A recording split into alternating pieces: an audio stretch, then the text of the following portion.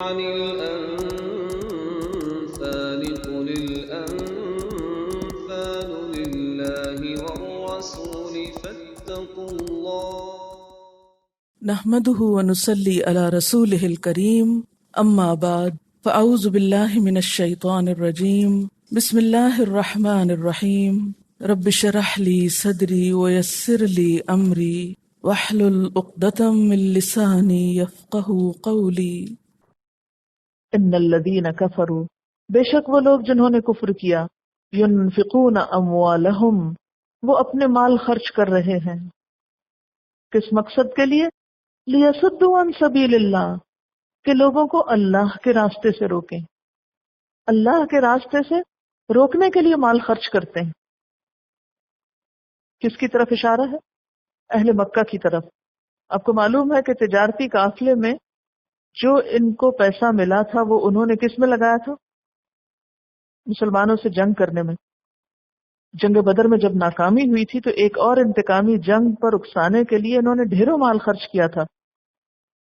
پھر غزوہ بدر میں یہ لوگ 1000 کا لشکر جو لائے تھے تو اس لشکر کا روزانہ کا خرچہ کھانے پینے کا کہتے ہیں 10 اونٹ تھا۔ 10 اونٹ روز قربان کرتے تھے فوج کو کھلانے کے لیے۔ ایک اونٹ کی قیمت آپ سوچ سکتے ہیں کتنی تھی، اور ہر روز 10 ہوں تو مکہ سے مدینہ کا سفر جانے کا اور پھر آنے کا ہی 2-3 ہفتوں پر مشتمل ہو سکتا، اور پھر وہاں رہنے کا۔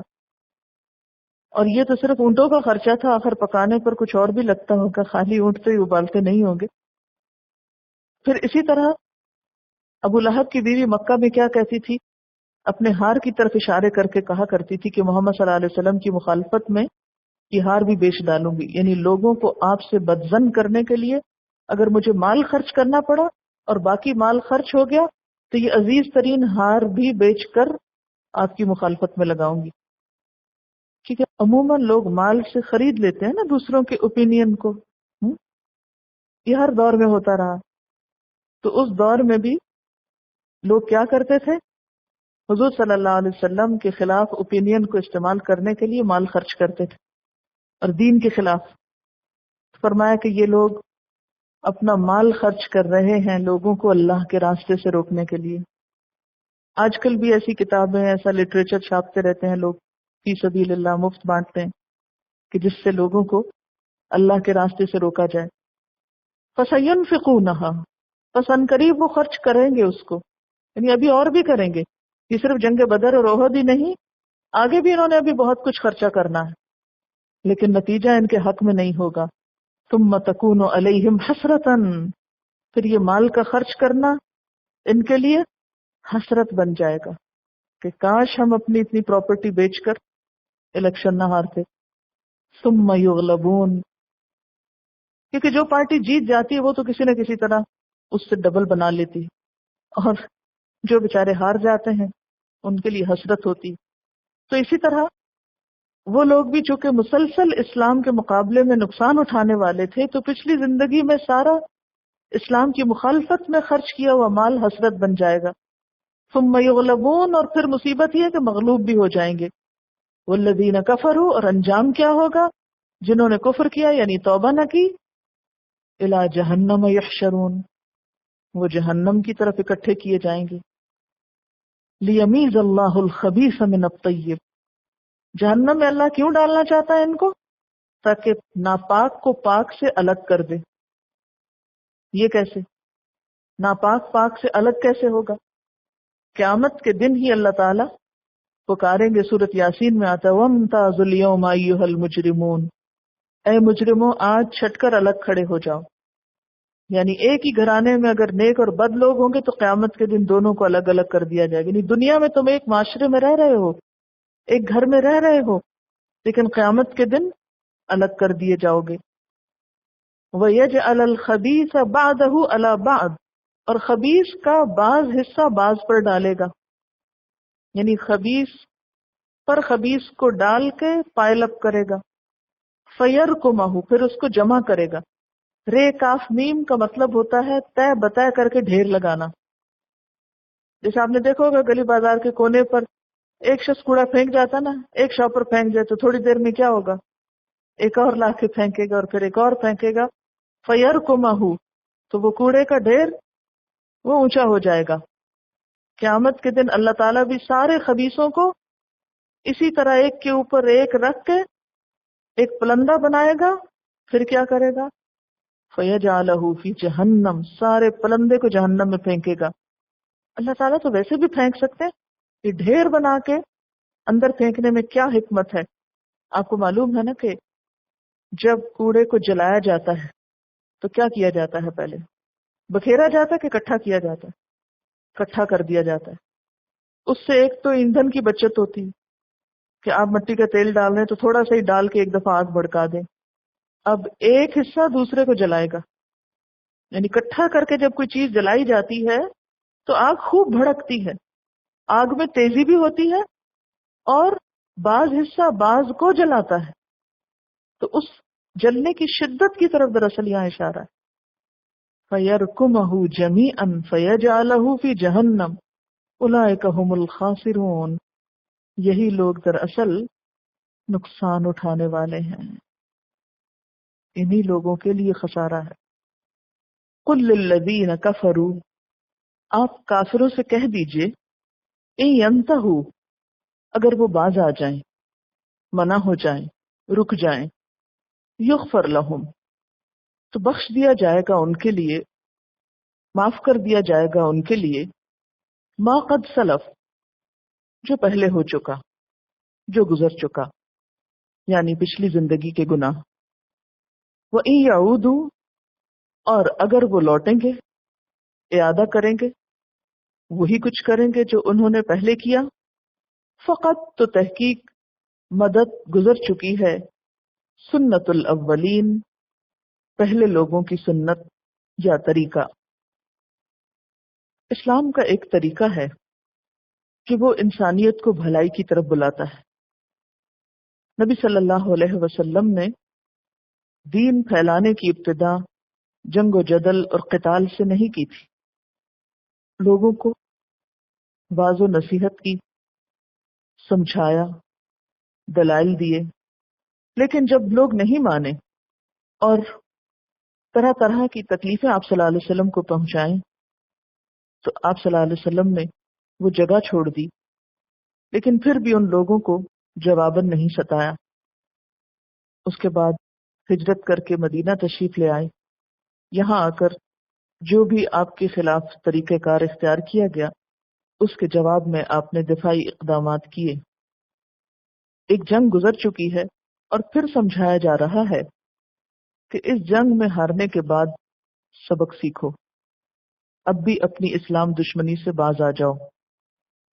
اگر اب بھی رک جاؤ گے اور مسلمان ہو جاؤ گے، اسلام کی مخالفت چھوڑ دو گے تو پچھلے سارے گناہ معاف کر دیے جائیں گے. اسلام کا اصول کیا ہے کہ جو شخص جیسا عمل کرے اس کے مطابق ہی بدلہ پائے. لیکن اللہ تعالیٰ نے اس عام اصول میں اپنی رحمت سے ایک خاص ایکسیپشن بھی رکھی ہے، اور وہ کیا ہے کہ اگر کوئی شخص توبہ کر لے تو اس کے بعد اس کے پچھلے گناہ معاف کر دیے جائیں، ان اعمال پر اس کو سزا نہ دی جائے. مثلا ایک شخص خدا سے دور تھا، غلط کاموں میں زندگی بسر کر رہا تھا، پھر وہ خدا کی رحمت سے صحیح راستے پر آ گیا تو اس کے لیے اللہ کی طرف سے ایک خوشخبری ہے کہ اس کے پچھلے گناہ معاف کر دیے جائیں گے اگر آئندہ کے لیے ان گناہوں کا اعادہ نہ کریں.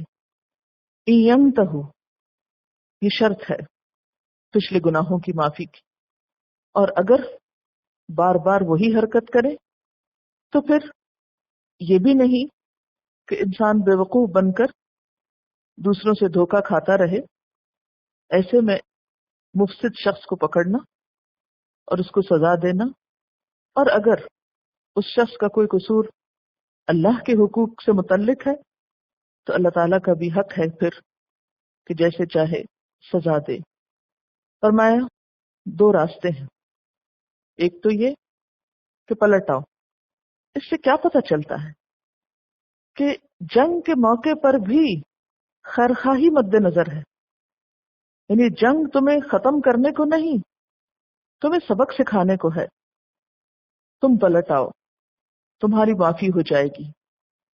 ایک حدیث میں بھی آتا ہے، آپ صلی اللہ علیہ وسلم نے فرمایا، جس نے اسلام قبول کر کے نیکی کا راستہ اپنا لیا، اس کے گناہوں کی باز پرس نہ ہوگی جو اس نے جاہلیت میں کیے ہوں گے، اور جس نے اسلام پر آ کر بھی برائی نہ چھوڑی، اس سے اگلے پچھلے سب اعمال کا مواخذہ ہوگا. یعنی توبہ کرنے پر معافی ہو جائے گی، لیکن اگر توبہ جھوٹی ہوئی اور عمل وہی کرتا رہا جو پہلے کیے، تو پھر ان اعمال کے ساتھ پچھلوں کا بھی حساب ہو جائے گا، پھر معافی نہیں. اسی طرح ایک اور حدیث ہے جس میں آتا ہے، الاسلام یجب ما قبلہ، اسلام پہلے والے گناہوں کو مٹا دیتا ہے. یعنی سچی توبہ کے بعد پچھلے گناہ معاف ہو جاتے ہیں. وقاتلوہم، اور ان سے جنگ کرو، قتال کرو، حتی، یہاں تک کہ لا تکون فتنۃ، نہ رہے فتنہ، یعنی فتنے کے خاتمے تک جنگ کرتے رہو. وَيَكُونَ الدِّينُ كُلُّهُ لِلَّهِ، اور ہو جائے دین سارے کا سارا اللہ کے لیے. فَإِنِ انْتَهَوْا، پھر اگر وہ باز آ جائیں، یعنی فتنے سے باز آ جائیں، فَإِنَّ اللَّهَ، تو بے شک اللہ تعالی، بِمَا يَعْمَلُونَ بَصِيرٌ، ساتھ اس کے جو وہ عمل کر رہے ہیں دیکھتا ہے، ان کے اعمال کو دیکھ رہا ہے. وَإِن تَوَلَّوْا، اور اگر وہ منہ موڑ لے، فَاعْلَمُوا، تو جان لو. یعنی کس بات سے منہ موڑے؟ فتنہ برپا کرتے رہیں اور امن سے منہ موڑے، تو جان لو، ان اللہ مولاکم، کہ بے شک اللہ تمہارا مولا ہے، تمہارا مددگار ہے. نعم المولا، کتنا اچھا مولا ہے.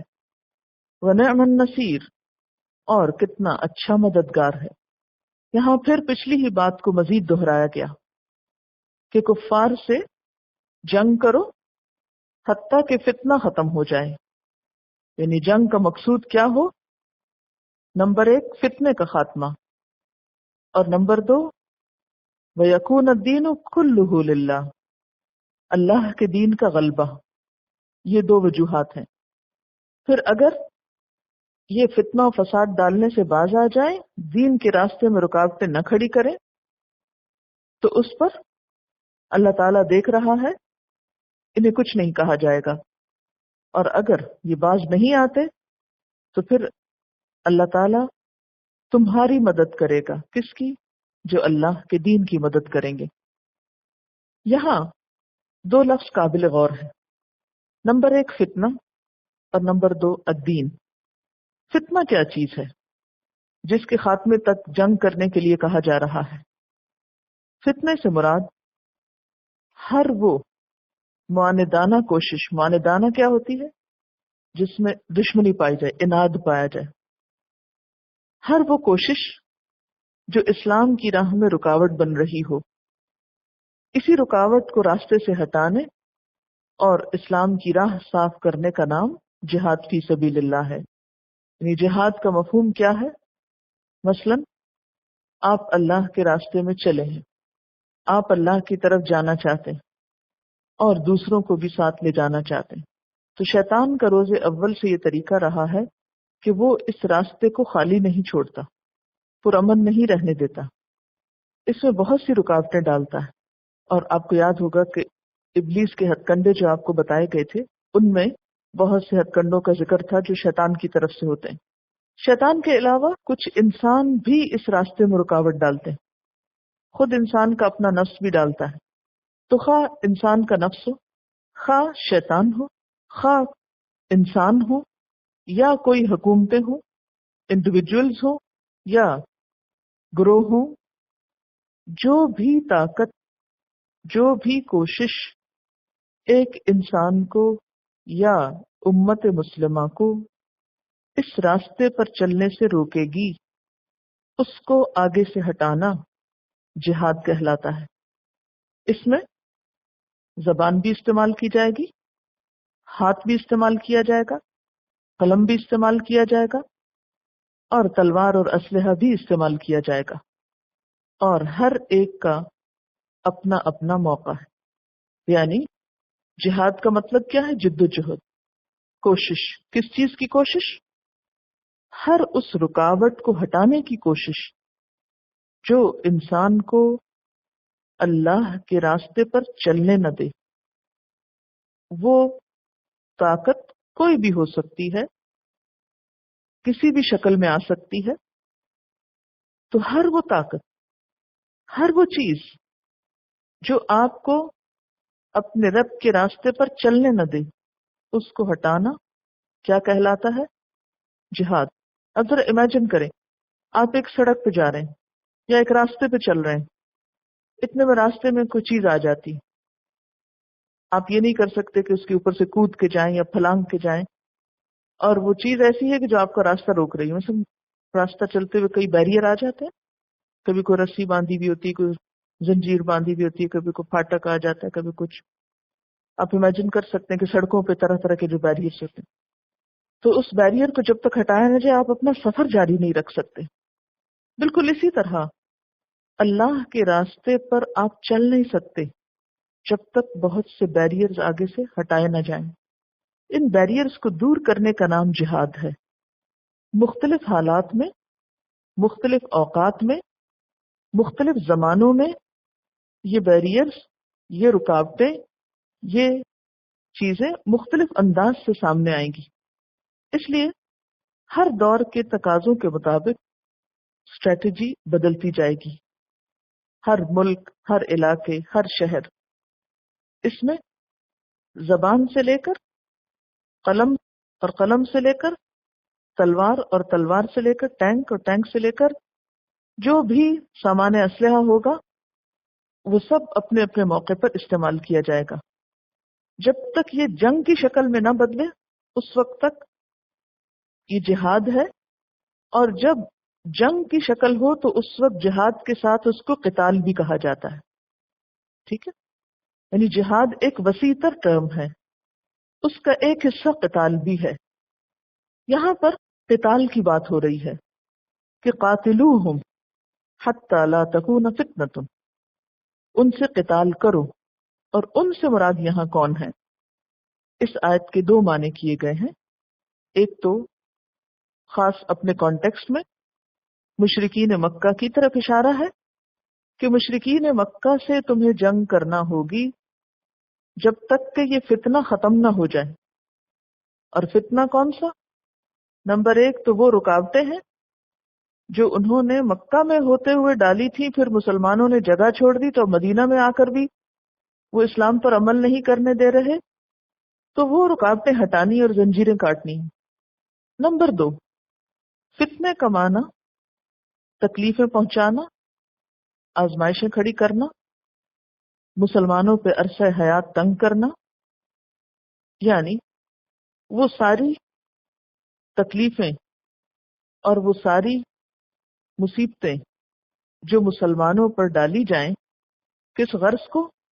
ان کو سیدھے رستے سے ہٹانے کے لیے۔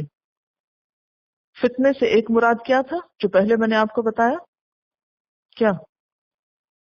فتنے سے مراد رکاوٹیں جو اسلام کے راستے میں کھڑی کی جائیں۔ نمبر دو، اس سے مراد وہ ایذا، عذاب اور مصیبت ہے جو کفار کی طرف سے مسلمانوں پر آئے۔ مثلا حضرت عبداللہ بن عمر سے روایت ہے کہ فتنے سے مراد اس جگہ وہ اذیت، عذاب اور مصیبت ہے جس کا سلسلہ کفار مکہ کی طرف سے مسلمانوں پر ہمیشہ جاری رہا تھا۔ جب تک وہ مکہ میں تھے تو ہر وقت ان کے نرغے میں پھنسے ہوئے تھے، طرح طرح کی ایذائیں سہتے تھے۔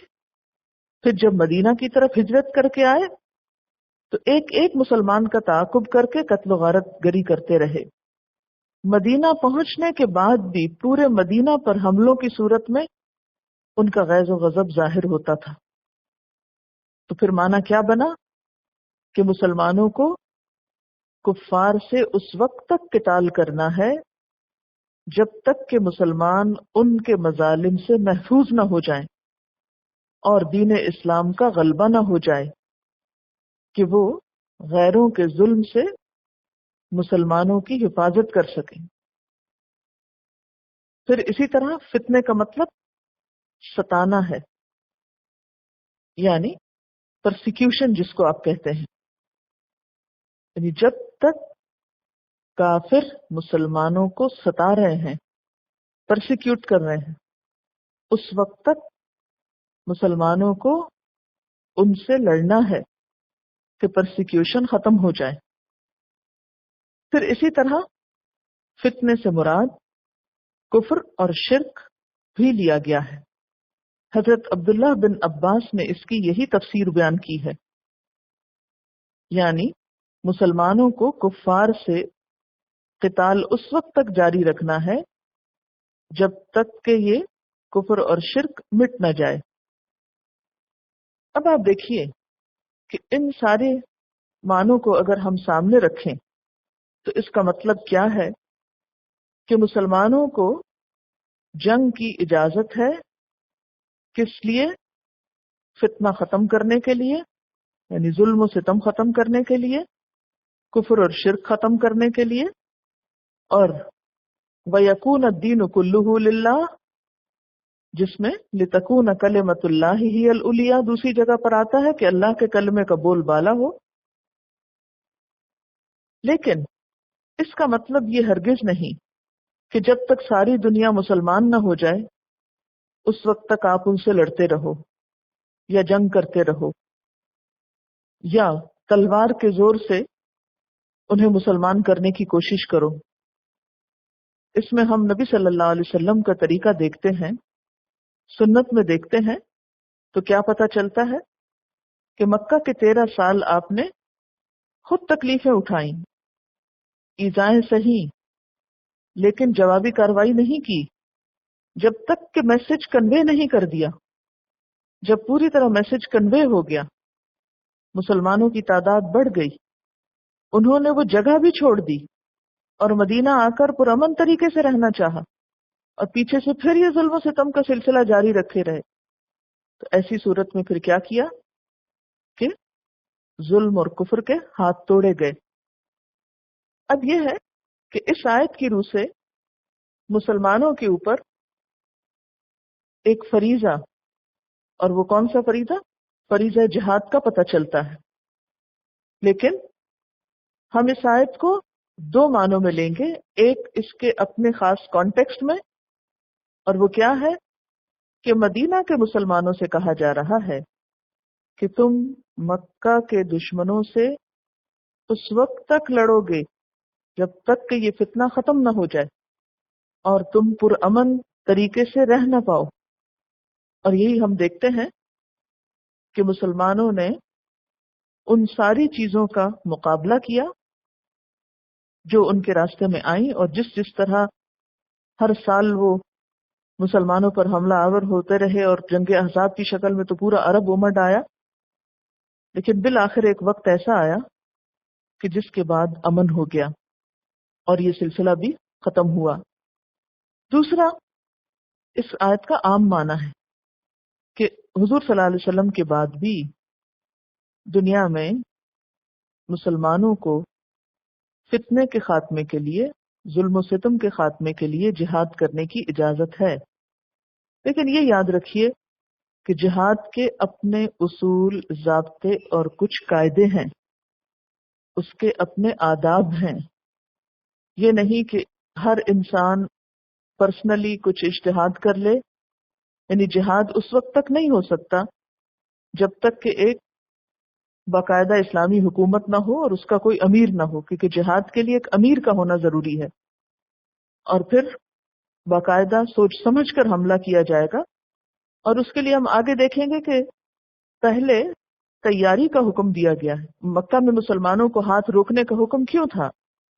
اس لیے بھی تھا کہ اس وقت تک پوری طرح مسلمان تیار نہ تھے۔ مدینہ میں آ کر آزاد فضا میں اس تیاری کا موقع ملا۔